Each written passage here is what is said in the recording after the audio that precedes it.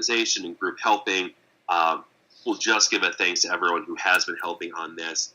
And the weather for Sunday is looking beautiful right now. It's supposed to be warm. There isn't rain in the forecast. So for those of you that were here on the 12th and did your very first day canvassing in 15-degree weather, it's going to be that much more fun and good to be out indoors when we're out there in warm weather this Sunday. And just so you know, on the Google Slides, I'll try to like mention as we move from slide to slide, but hopefully it makes sense which slides we're moving to.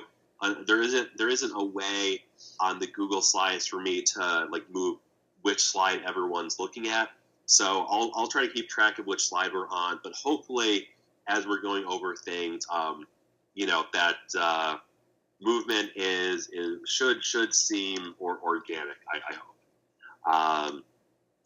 The Canvas schedule for Sunday, we're hoping to start our training at 1:00.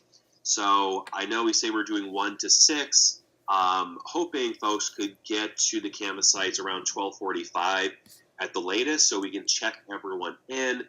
We'll be doing a Canvas training, fairly similar to what we're doing right now, although a little more interactive, a little bit more fun than just me talking for most of it. And that'll take about a half an hour, maybe 45 minutes, and then we'll get out onto doors and talk to voters, get out there. Assuming most folks will start to come back from the Canvas around 4:30. If you do have to come late, if you can only stay in Canvas for a couple hours, that is generally more than okay. Even if you can only canvas for, an hour or so, that'll still give a big boost to this event. I just have a little star next to that because some of our sites they might not be able to have folks arrive late, but for those, you should have gotten an email from the site leads, depending on which site you sign up for. So about 90% of the time, if you're arriving late and you have to leave early, that is more than okay. There might be some site-specific differences there. So you should have gotten an email by now if you have a site that has a different timeline.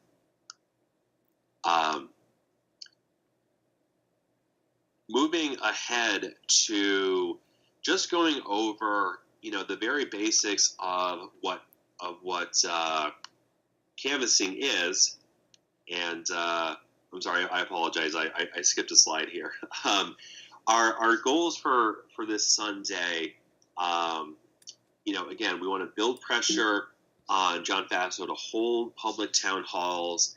We want to skill build for our new activists who have never canvassed before, and our activists who have canvassed a bunch, but not recently. And for some of us, I'm sure Sunday will be the second time we've canvassed, and hopefully we'll get out there and canvass even more folks and get even better at canvassing through this. We're going to be identifying and engaging voters that we talk to. Hopefully we'll register new voters while we're out there. And this is all leading to the larger goals of winning local elections in this cycle in 2017 and laying the groundwork so that we can flip this district in 2018.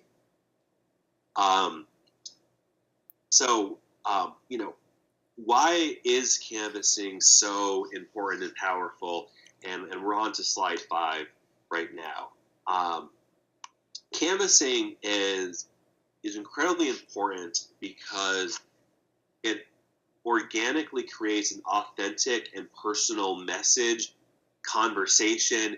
It gives a personal end to the actions and asks we make while canvassing.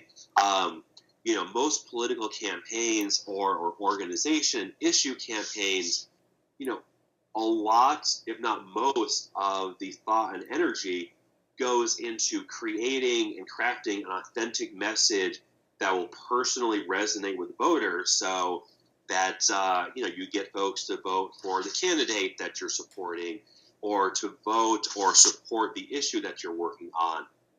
And with canvassing, when you have personal one-on-one conversations, it creates an open dialogue. It shows the folks at the door that there's someone out there who's committed and passionate to whatever cause we're canvassing on, that carries so much more weight and just has so much more power than any TV ad or any mail piece or anything else has. Canvassing is incredibly authentic. That's what gives it its power. It helps cut through social media and misinformation, which I am sure all of us are very aware of, just how powerful misinformation and how tough it can be to cut through social media these days. And right now, there's really no other way out there to cut through some of that than by actually getting, again, into a one-on-one conversation with the voter. Canvassing gives incredible efficiency with building activists and voters, because as you'll see as we go along here, we can identify voters at the doors. We can start to engage people to become activists at the doors while we're canvassing, which helps us build our movement, will help build our campaigns, and will help build support for the issues that we're working on through this. And finally, canvassing helps build presence in our communities. One of the best things about canvassing is if you go down a street and you end up talking to 5 or 6 folks among 30 or 40 houses on one block, the fact is everyone on that block will end up hearing about the fact that you were there canvassing and the message you were trying to deliver, because as neighbors mentioned to their other neighbors that they spoke to someone canvassing about John Faso last weekend. When you go canvass, the message you bring to one voter, it often disperses throughout an entire neighborhood. So by going out there and even talking to just a few voters and few residents on one block, you'll end up reaching the entire block.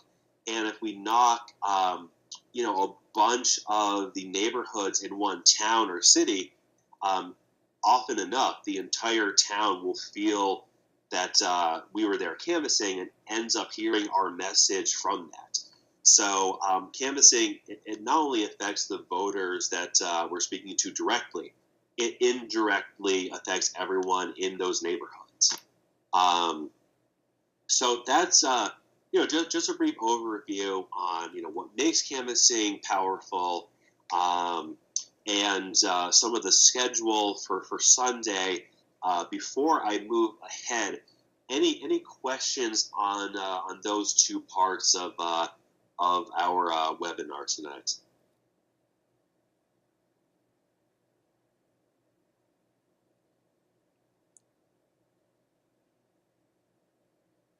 All right, I don't see any virtual hands raised, so I hope that means I'm doing a decent job so far. Let's go into Canvassing 101. So we're on slide 6, and canvassing has 4 principal parts. You have an audience, something oftentimes we'll refer to as a turf, which we'll be going over later. So when you canvass, there is a group of folks that you are trying to reach. Sometimes you're trying to reach a specific kind of voter, like you might be trying to talk to just Democrats.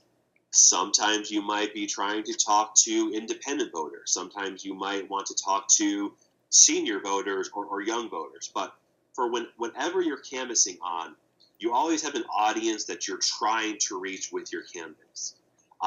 In canvassing, oftentimes you are trying to gather information, which is one thing that we're doing on this canvas. So you might go out and ask people questions and try to see what's on your audience's mind. And with a canvas, you always have a message that you're bringing, which a lot of times we call the wrap. And when we get to the script, we'll be going over our message, but you're always delivering a message to people. And then the last part of a canvas, and in some ways the most important part, is you are asking people to take action. So any canvas conversation, it always ends with the action side of it. So when you go out and canvas, you're trying to talk to an audience. You are trying to get their thoughts on something. You have a message to bring to them. And then you're culminating with asking folks to take an action through your canvas. So that's the four basic parts of canvassing. Any questions just on the principal parts of canvassing?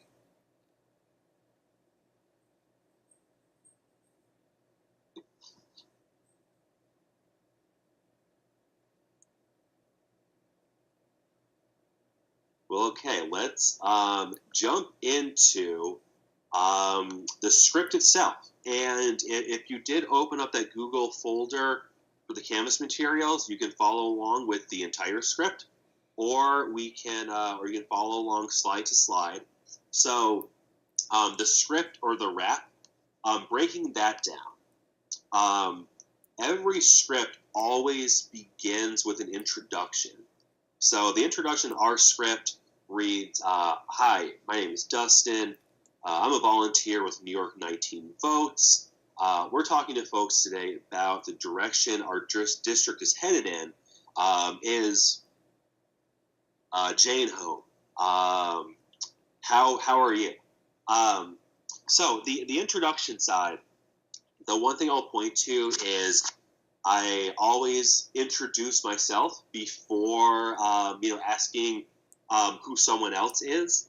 And when we get to the walk sheets, you'll see that we do have specific voters that we're trying to speak to. So we will be asking for certain folks, when we go to someone's door. Always introduce yourself first. And for any introduction, the basics of it are, who am I? Who am I with? Who might you be? That's really the three parts of the introduction. I see I have a question from Mary Ann. Can we wear name tags? Absolutely. That little New York 19 Votes logo in the corner of these slides, we actually have stickers that we'll be giving all of our canvassers to wear. Will be kind of our canvassing uniform for the day. But if anyone wants to wear a name tag, you are absolutely more than welcome to do that. Or we go out with our shiny New York 19 Votes stickers. And, on that intro, too, I also have on the script, New York 19 Votes or your group. So if you're out there canvassing with an indivisible group or, specific organization, feel very free to say, my name's Dustin, I'm a volunteer with Indivisible Ulster, talking to voters. You can interchange whatever group you want to identify yourself with. So that's the introduction. And I will say a good introduction, oftentimes that lends itself to leading to a good conversation in general. And see another question here from Leslie. What do we do if we're not coming from the district? Which I'm from Guilderland, so I am one of the out of district folks working on this. I just introduce myself, and sometimes voters will ask, where are you from? And in that case, we should always be honest and say where you're from. And whether you're from Albany, like I am, or you're from Brooklyn, or if you're one of our volunteers coming from Massachusetts or Connecticut, always tell folks where you're from. We are going to try to pair up our out-of-district volunteers with in-district volunteers and hopefully volunteers from the towns that we're canvassing in. what we found on our last canvass was that folks at the doors were incredibly friendly and happy. We were out there, working to fight for their interests. I know sometimes there can be, sometimes there can be a little bit of tension when you're an out-of-district volunteer. We didn't see that last time, but I will not suggest that we lie and say that, you're from the district if you're not, or from the town if you're not. Say where you're from. If you're an out-of-district volunteer, we are going to try to pair you up with someone who is from the district. So that is how we should handle that. And thanks, Leslie. I'm glad I got your question. So then the next part of our script on slide 8 is on this canvas. We are going to be doing some voter IDs because we want to start seeing, what is on the minds of our voters, see if they actually support John Fasso's support on the Trump Care bill. And so we'll be asking folks, as I'm sure you know, Congressman John Fasso is a key architect for the Trump Care bill that failed to pass last month or could be passed yesterday. Do you agree with John Fasso's support and work in favor of Trump Care? And after that question, we're going to ask folks, and overall, do you think John Fasso has, our best interest in mind and, the way he's representing us in Congress? For both of these questions, and when we see the walk sheets, you'll see where we record this. The voter ID is going to have a 1 through 5 rating. So if you ask someone if, they like that John Fasso supported Trump Care and they say, no, that's completely ridiculous. We need to be strengthening the ACA.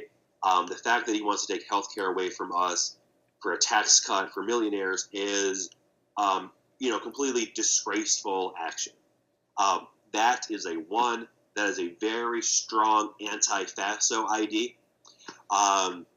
If someone says, honestly, I've really not been paying attention to the Trump Care thing. I don't even really know what Trump Care is, and I get health care through my employer, and I'm not worried at all about losing my health care. That we would put down as a 3, someone who's sort of undecided or who really does not know about the issue. And then finally, we might run into some voters that support this. I'm not sure why they would, but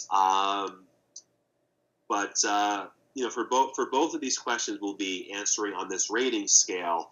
I will say, you do need to use some interpretation on this.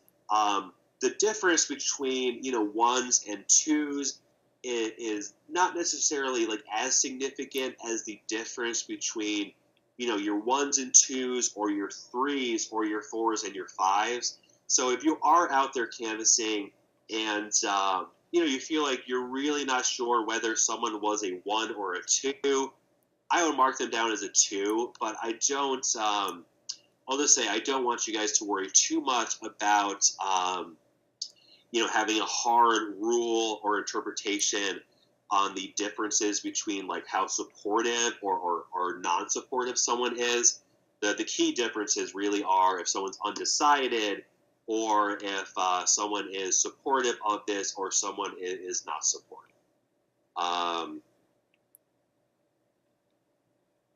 So a couple of questions here I see in the comments. And I think both of these are along similar lines. So I have from Carol, what about referring people to education if they're unaware of the issue? And where do we refer them to for accurate info? And Megan has a question, is if there's literature to give out to voters. So we are working on a piece to leave behind with voters and also to put at voters' homes who aren't home. So I don't have that on our presentation just because we're still tinkering with what that's going to look like. But we are planning on having something to give out to voters that's going to stress the importance of local elections this year and getting involved with resisting Trump and FASO, and also if they want more information on how FASO is voting.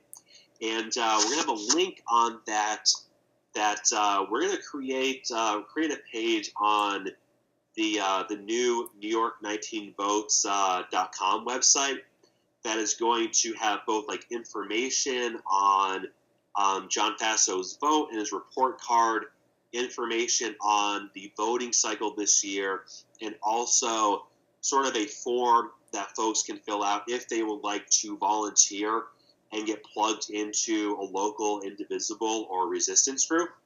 And that is still in the works, but we will definitely have that for Sunday. We're not worrying, and we're not going to give out too much information to have on hand for like talking points while we're at the door. I think most of us are familiar with, that Trump Care is going to revoke insurance from a ton of voters here. It's all being done to give a tax cut to people who do not live in this district. But on these ID questions, we're trying to kind of get a glimpse into what voters are thinking without sort of like prompting them. We're hoping that most folks will be aware of this. But one thing we should be able to do also is that since we will be recording this information on voters, for the folks who are undecided and just don't know anything about this issue, we are going to know who those voters are. So we will be able to reach out to them after this. I have a question from Dwight. So for a voter who is uninformed, is it appropriate for us to, to like try to talk to them to explain the issue? And I'll say that, with canvassing, there's always like a balance between wanting to talk to as many folks as we can while having good and meaningful and productive conversations with the folks we talk to. So I'll say if, for those of us that end up at doors and we have a really good grasp of these issues, we know some of the facts behind it, I think it will be great to talk to voters about that. And, after we get their ID responses to, definitely a good idea to give them the info about the issue. We don't have anything planned on like set talking or like information points to give out. We're hoping to have that with the leave behind piece to give to folks. So that's our plan for that. And the thinking behind that is that, oftentimes for voters who really are uninformed, it can take a lot of work, and a lot of work that'll take more than just one conversation at the door to kind of bring folks over to the informed voter side of things. So I would say for info that personally, and any personal like stories or passions you have behind this, you should definitely bring those up with voters. But I would caution against taking 10 to 15 minutes to try to, fully bring up a very uninformed voter up to speed on all of the issues, because oftentimes your very uninformed voter is a little less likely to vote or take action in the end than someone who has a little bit of a grasp on the issues. I hope that makes sense. But on these voter ID questions, any other questions folks want to ask in the comments or with a virtual hand raised before we move on the script?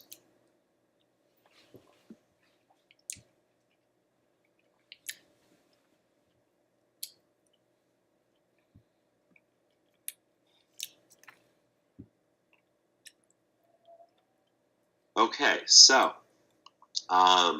moving on down. So after we do these voter ID questions, we are getting into two of the big parts of canvassing, both the message and the action side. So we have a petition message and ask. So, we're talking to voters about whether they think John Faso is doing a good job in Congress, if they support, him supporting Trump Care. And now we want to say, we're also talking to voters today because, as I'm sure you know, John Faso still refuses to hold open town halls so we can discuss our concerns and ask questions in an open forum. Do you agree that we should be able to engage in an open conversation and have town halls with Representative Faso? If the voter says yes, and we found on our last canvass that most voters very much agree that he should be holding public town halls, then we are going to have folks sign our town hall petition, which I screenshotted on slide number 10. And I'll be getting, folks' name, what city they live in, their email address, and their cell phone, hopefully. So just in a very brief, conversation, we're going to get our message out there, ask voters to take an action, and help us keep putting pressure on Faso to hold an open town hall.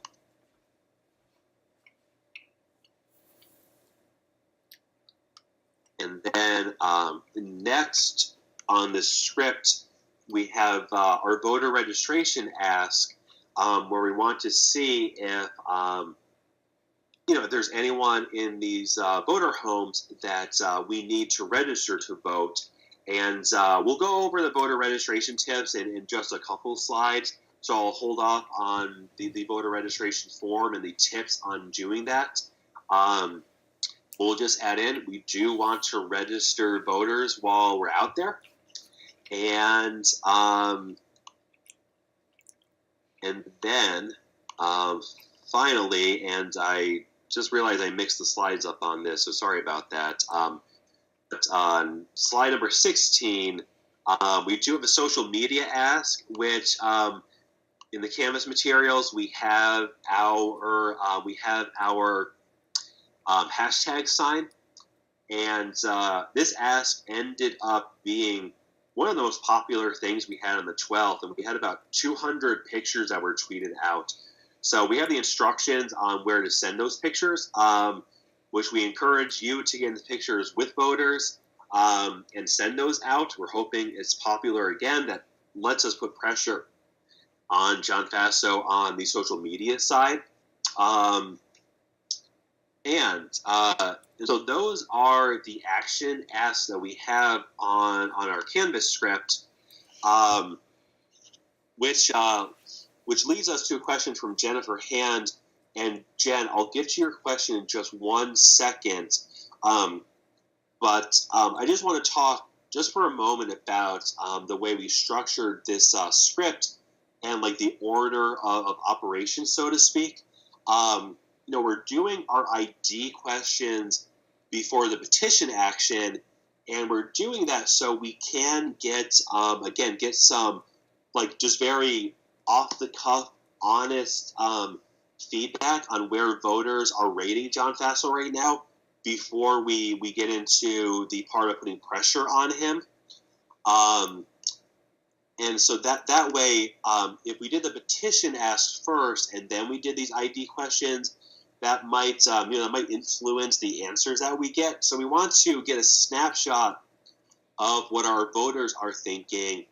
And if we do get voters that support John Faso working for Trump Care, if they think he's doing an okay job representing them in Congress, we should still ask them to sign the petition about the open town hall, because with a voter who's just leaning as a supporter for John Faso, this might be something that gets them to review their support of him. And we found last time that we had voters that considered them Republican voters, and they weren't necessarily like anti-FASO yet, but they disagreed very strongly with the fact that he was not holding town halls.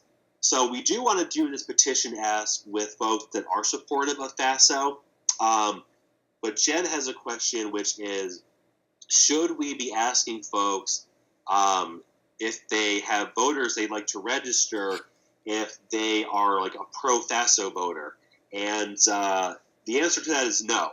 If we do run into a voter that loves John Faso, they love Trump Care, they think that John Faso not holding town halls is a great idea, then once someone says no, to that and is on that like end of the spectrum, we should at that point just say, thanks for taking a few moments to talk. I hope you have a great day. We don't want to try to register voters that, that are pro-Republican and pro-FASO folks. So to answer your question, Jan, we do not want to try to register voters on that end of the spectrum right now. But we will have got away from that house knowing that they do support FASO, which will help with our IDs, and it'll help us know not to, probably not to talk to those folks when it comes the congressional election time. I have a question from Peter. If a voter signs a petition, asks whether anyone will be emailing them or calling them, the answer to that is yes. We will be not spam emailing anyone that signed these petitions, but we do want to try to ask folks to take an action every once in a while when they sign them, and we do want to get numbers so we can call folks too and ask them to, to take actions and ask them to support local candidates once we have them this cycle. So if someone asks you, hey, are you going to take my contact info and get in touch with me? The answer is yes, but we can promise voters that we will not be spamming their inbox, and we will not be, giving email addresses away to, to any political organization while we're out there. Any other questions just on kind of like the script and the ask and the actions side of this?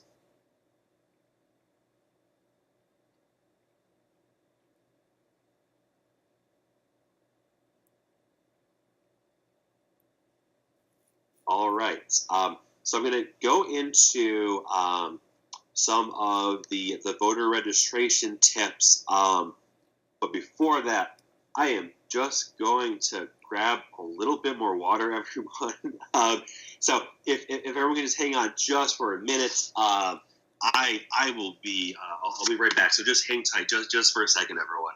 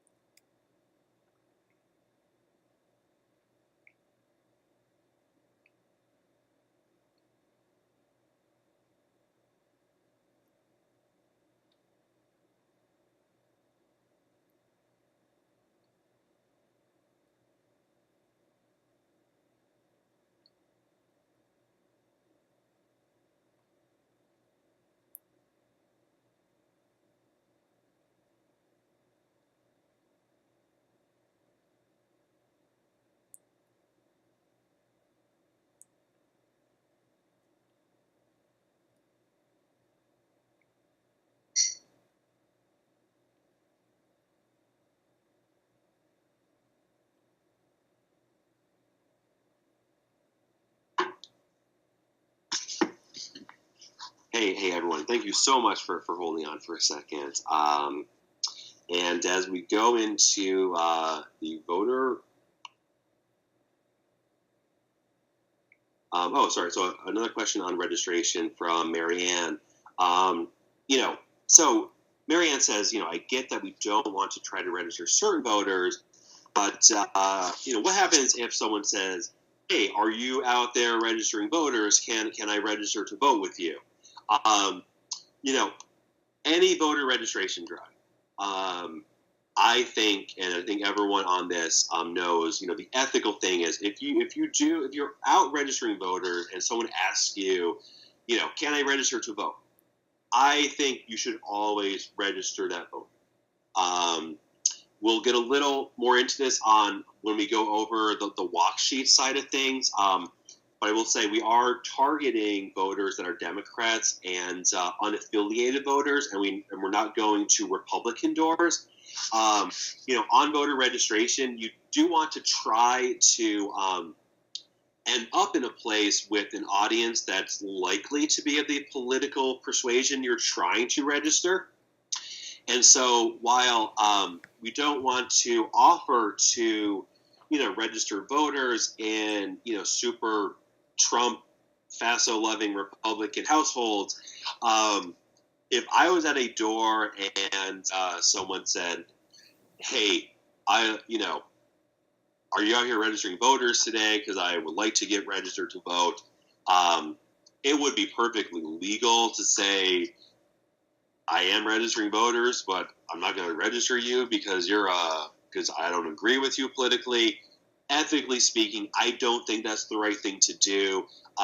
So if we're out there canvassing, if someone asks us if they can register to vote, I strongly suggest that we register that person, even if we accidentally register a Republican. Hopefully we do not do that. Again, since we're targeting voters that are unlikely to be on that spectrum, and by doing these IDs and doing this petition action ask, that helps, lets us know who the voter is that we're talking to at the door. So thanks for that question, Marianne. Going into the voter registration form itself, again, in that Canvas materials folder, we have a whole voter reg form you could follow along with if you want to. Voter registration in New York, and we're on slide 13 right now. In some ways, voter registration in New York is fairly easy. On the voter reg forms, they do a decent job of telling you which boxes are optional. For example, on the very top of the form, boxes 5, 6, and 7, completely optional boxes. You do not have to put information there. Box number 9, unless the address is different from where you receive mail, you don't have to fill that out. It does ask that you print in blue or black ink. I am fairly sure if you did this in purple ink, they would register that voter. Do try to do blue or black, and we'll be giving out blue and black pens on Sunday. The part where the New York voter registration form is not as great is they don't necessarily say which boxes are completely necessary to fill out. On these slides, I have the red arrows on the necessary boxes, and I'll also say, and this came from Peter Cruikshank, who had a question a little while ago. He put together a great tip sheet that has some of our canvassing do's and don'ts that we'll get to, and some great tips on the voter reg side. That is in the Canvas materials folders, and we'll get that out on Sunday also. But going through this form, on this top part, they absolutely need to do boxes 1 through 4. Going to the next slide, and on slide number 14, the identification part is a very important part of the voter reg. You need to give either your license number or the last 4 digits of your social security number. Now, there's always a chance that we'll run into a voter that doesn't have a license they don't remember their social security number. These days, there's a lot of folks who don't want to give out their social security number, which is an understandable position to have. So if we have a voter that either doesn't know their information or does not want to disclose it, they have to check off that last box that says, I don't have, a license or a social security number. If they check that off, the county board of elections folks will try to get in touch with them to do identity verification so they can get registered to vote. The one thing that you do want to suggest strongly for someone who checks that box is to have them then give either their phone number or their email address so BOE folks can get in touch with them. So again, if you have someone who doesn't have that info, try to get them to give their number or their email on the form so the Board of Elections folks can reach out to them. On the final part of the voter registration form, folks do have to do a political party designation. And so they have to check off either a party box or they have to check off that they do not wish to enroll in a political party. One question we had at our Canvas site and on the webinar last time is, do we want to suggest that folks register as a Democrat so they can vote in the primaries? Or do we want to suggest to folks that, that the Independence Party does not mean you're voting as an independent voter? We don't have any set guidelines or we don't have any set guidelines on what you should tell voters they should register as. If anyone wants to say, we have closed primaries in New York, so registering as a Democrat is the best thing to do so you can influence the primary, you're absolutely more than okay to do that. We just aren't going to have a set guideline that we give everyone. So that's really, explain that how you'd like to explain that. The key is folks do need to check off one of those party or the no party box. And then finally, folks do have to sign and date their voter registration form. And I see we have a couple of questions. I'll get to them. Actually, hold on one second. So Mary Thorpe, who's on the call, it looks like folks say that they're seeing you on the video side of things. So let me see if I'm not sure if you meant to do that, Mary. Oh, it's fixed. Never mind. Okay. I'm glad that got fixed. Thanks everyone for pointing that out. So back to voter registration. You are allowed to fill out someone's voter registration form. So if you have good handwriting and you want to fill out info for folks and say, hey, I can fill this out if you answer the questions for me, you are legally more than okay to do that. The only thing the voter absolutely has to do is they have to be the one signing the form. So as long as the voter signs it, you can fill the form out for them.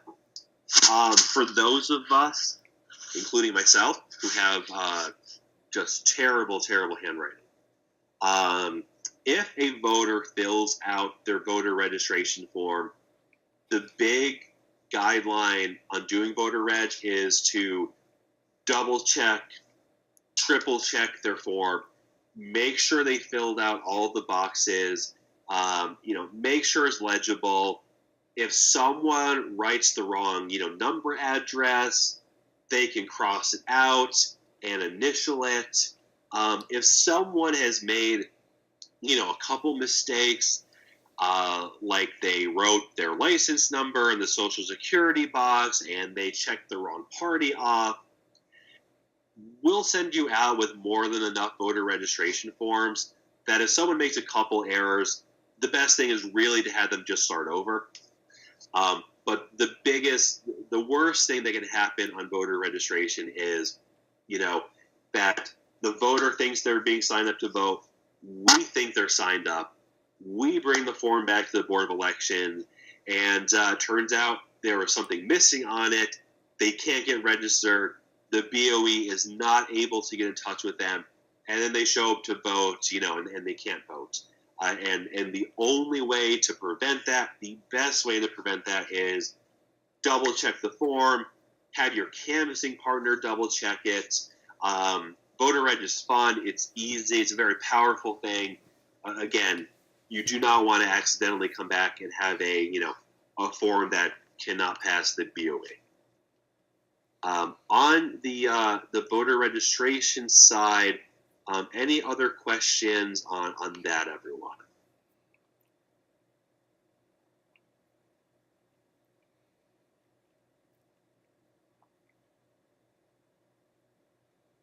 So now a question for Mary. No, we don't have a video side to this, but Mary's on the conference call chat. But Mary, if you don't see the Canvas slides, I just dropped in the link for you. We are recording the audio for this, so if anyone missed this, we will be able to send that out along with the Google Slides that folks should be able to follow along to, but there's not a video side to this, Mary.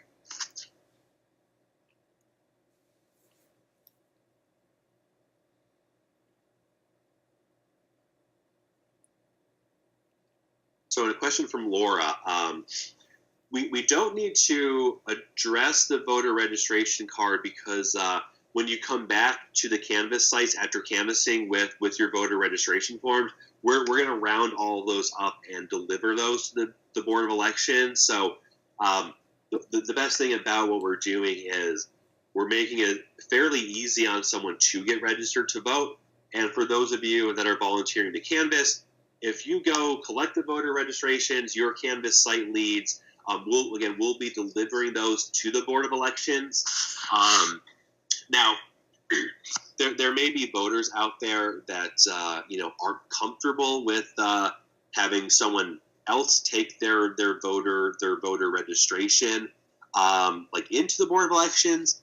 And so, if you have someone that fills out the voter registration, they want to send it in themselves, that is okay. They just seal the form. All of the addresses for the different county Board of Election offices are on the back of the forms. So if someone wants to fill it out and send it in themselves, they can. Again, we can deliver it for them and make it easy on them. And if we run into someone that has someone not registered to vote who isn't home, we can absolutely leave a voter registration form with them if they want to. Again, we will be sending you guys out with more than enough voter registration forms. And two questions here from Gail. Do folks need to declare a vote to vote in the primary? Absolutely. We have closed primaries in New York. You have to be registered as a Democrat to vote in the Democratic primary.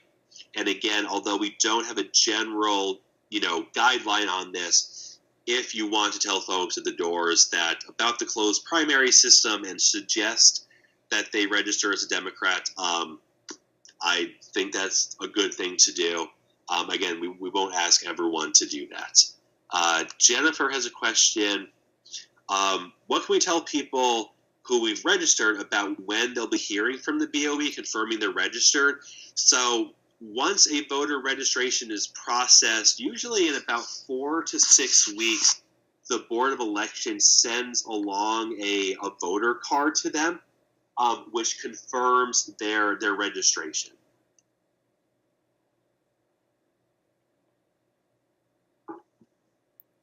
All right. Any other questions on the voter registration side?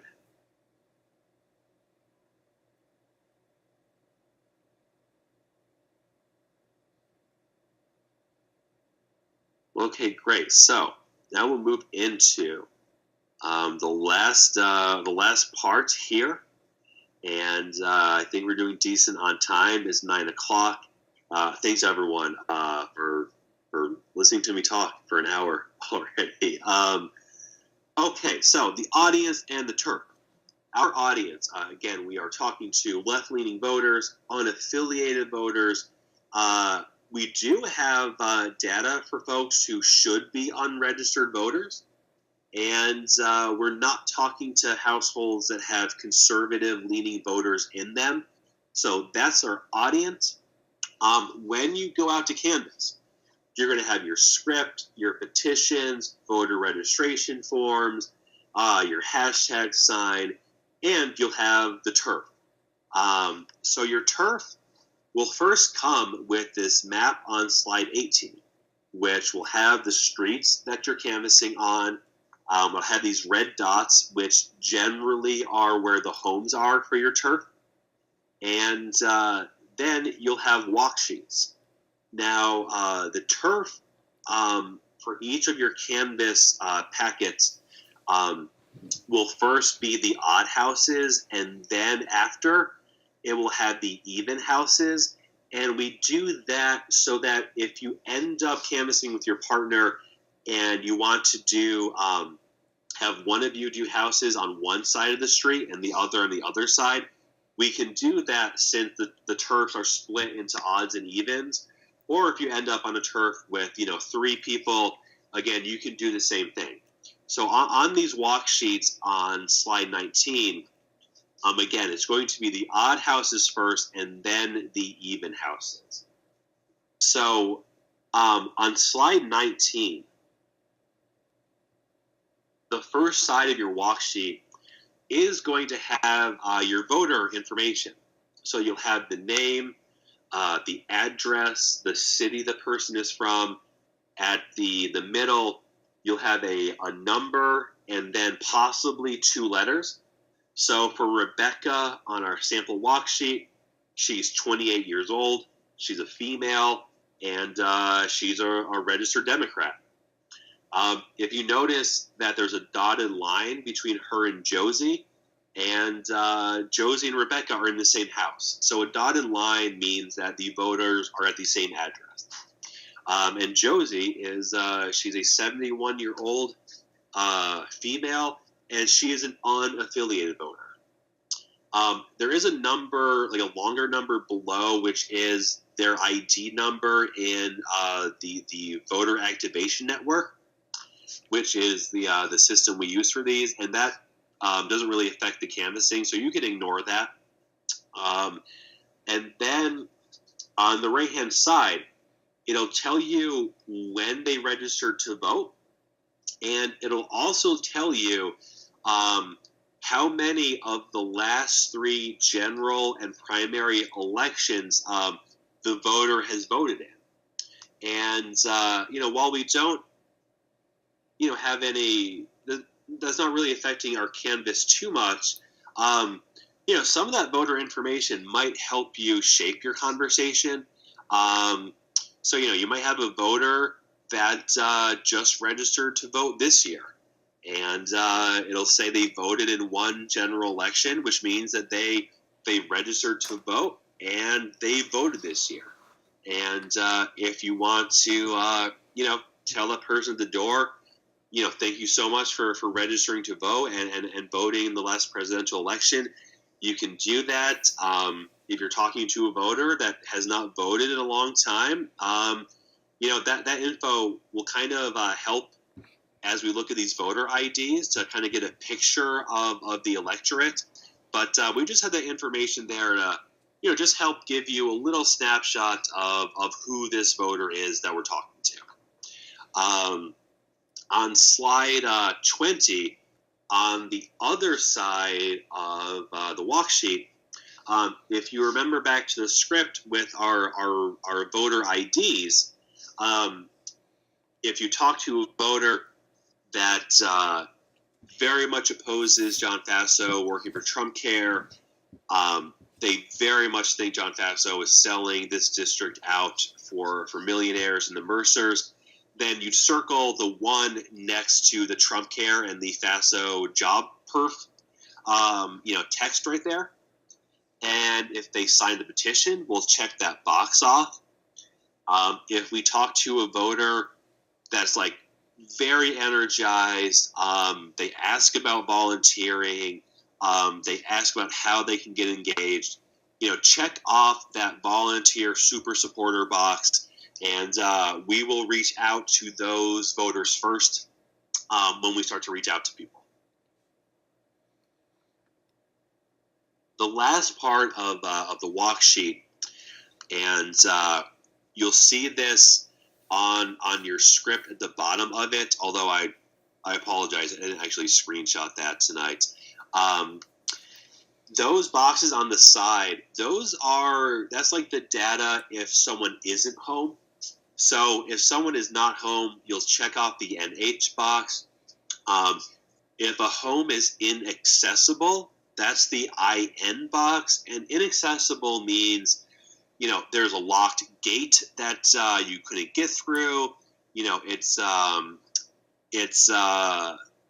like an unsafe home to go into, or it's in sort of like an apartment complex that has a security guard as saying that only residents can enter it, which I don't think we have too many of those in this district. But inaccessible, any like house that you cannot get into, so it's not worth trying to go back to. The RF is a refusal, and a refusal is someone that you don't have a complete conversation with. So if you go to someone's house, you knock on their door, and they come out, and they say, look, I have horrible allergies, I'm sneezing my head off, I really can't talk right now, and they just kind of, hopefully gently just close the door. That's a refusal. Hopefully we'll go back there and they will not be sick. Or you show up to that one grumpy voter of the day who just does not want to talk. Check out the RF box. We will try to find them on a better day, but we want to know that you try to talk to them. The CB is a comeback, and that's if a voter, you get to their door, they're just leaving out of the driveway, and they say, hey, I'll be back in 10 minutes if you want to swing around again. Check out that box. If you want to try that house again, you're more than welcome to. But that's the comeback box. The WR is for a wrong address or if someone has moved. So if the voter is not at that home anymore, check out the WR box. And the language box is if someone speaks a language other than the English language. So we know that they don't speak English. Again, the answer key for this is going to be written out at the bottom of your scripts on Sunday.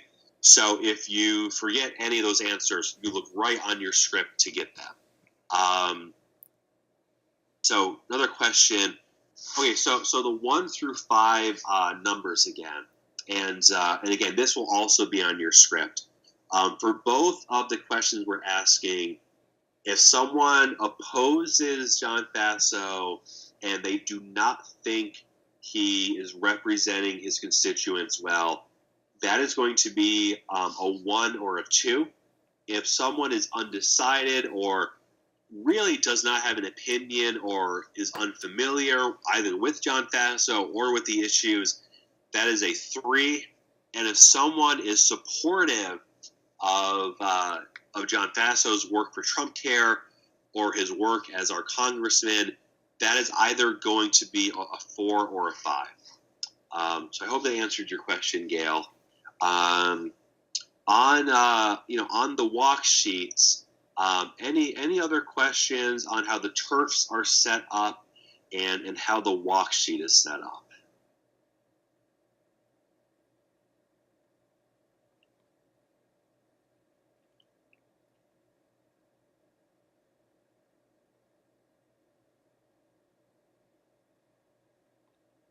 I see someone typing a question, so I'm just going to wait one moment here.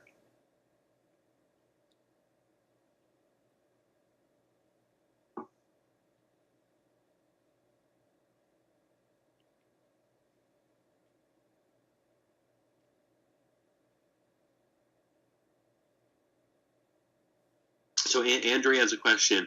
If someone only speaks Spanish, can we tell them someone might return who speaks Spanish to Canvas at a later date? Yes, we can and should tell them that.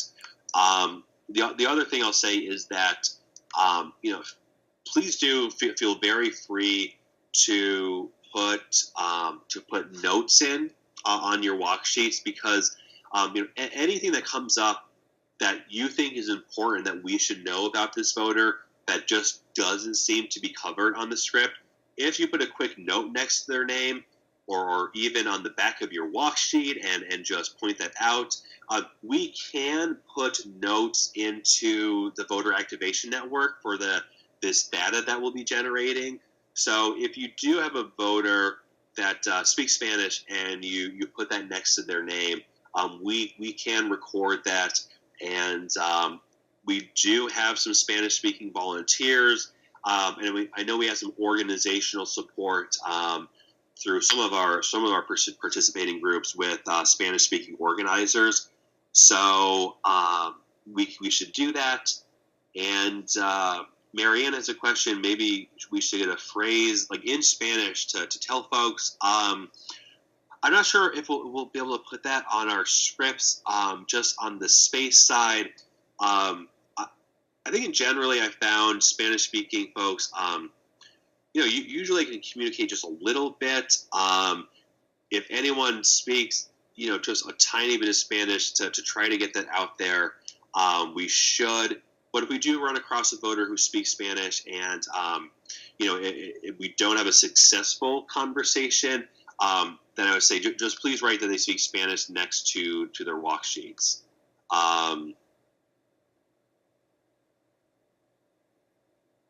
So we have a question from Jeremy that the second letter is U on the party identification.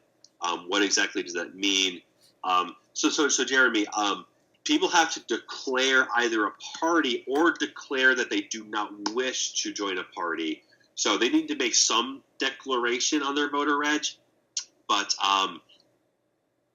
in this district, I think about 35 to 40% of the voters are unaffiliated voters. And actually nationwide, the one party identification that is growing more every year is the unaffiliated voter out there. So they have to declare something, Jeremy, but they can declare they do not want to be a part of a party. They just have to check the box off for that.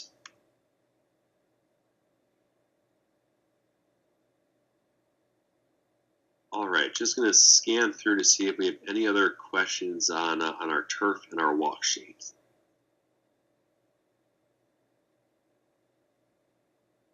Okay, so let's move ahead. So Marianne has a question. So say someone's registered as either an affiliated voter or a different party and wants to switch their party. Do they fill the whole form out? Yeah, so if someone wants to switch their party affiliation, they do need to fill out the voter registration form again. On their form, their box number 10, it asks them if they voted before and what year. They should put that information in. But if you're already registered to vote and you fill out a voter registration that changes your address or changes your party identification, the Board of Elections will use this new voter registration form will then supersede your previous one. So if you want to change any of your information on the voter website, you fill out the voter form and it changes that. And Deirdre asks, if someone doesn't know when the last time they voted, that's okay. Then they shouldn't fill that out because that is an optional thing. So if someone is not sure when the last time they voted is, they don't have to fill that out. And it's better to have them leave that blank than have a voter guess if they ask if they should guess that information. But But again, if you fill out a new voter reg form, it supersedes your old voter registration form. On to hold on 1 second. Mary, I have you unmuted. What's your question, Mary?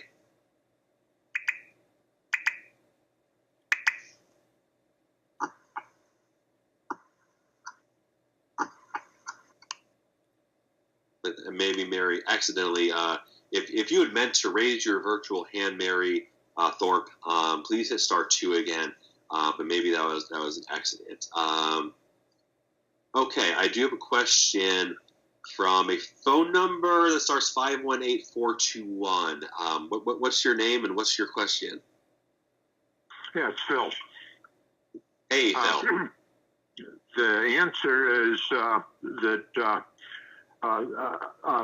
very often voters will ask me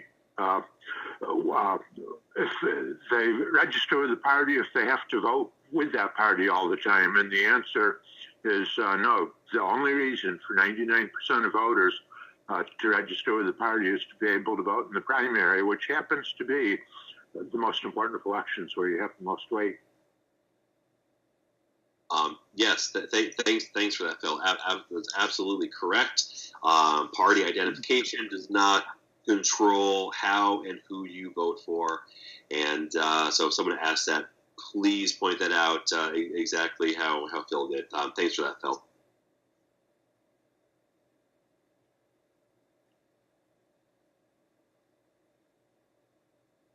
So, wrapping up. So, sorry, Canvas do's and don'ts. And we're on to slide 21. And let's go through these. Use the script as a guide, but make it your own.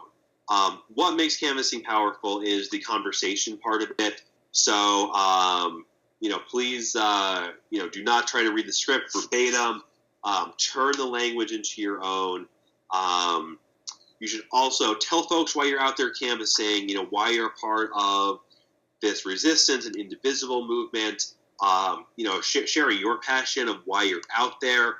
That should come up in conversation, but is definitely a good thing to do. Talk to friendly folks that you pass by. You should smile. If you're having fun out there, the folks you talk to are going to have a good conversation. So you should be having fun. Show folks that you're having a good time canvassing.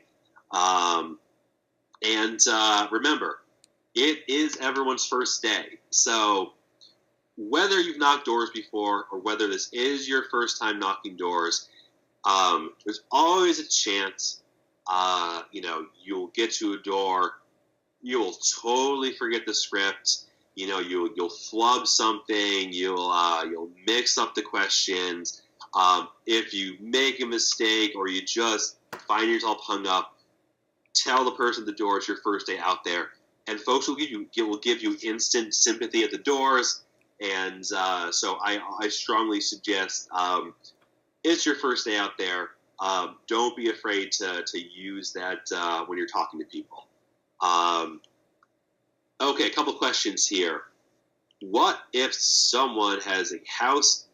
They're registered to vote in out of this district, but they own a residence in this district.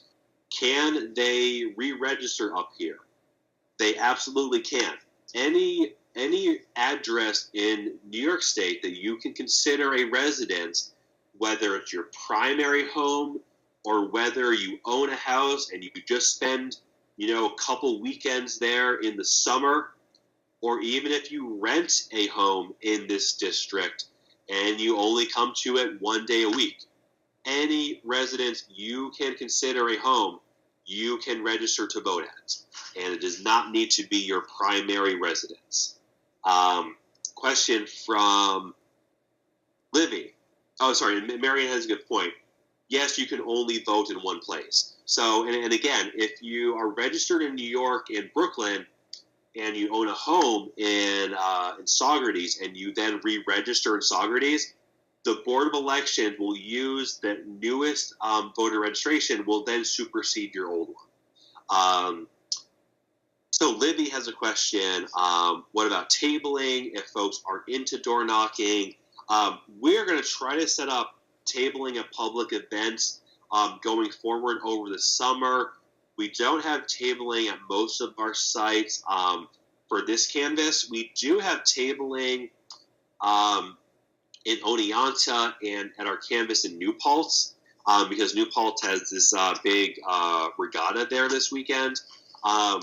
But if you have a friend that is not comfortable canvassing, even after going through the training, we do need help for volunteers to stay at the sites while folks are canvassing.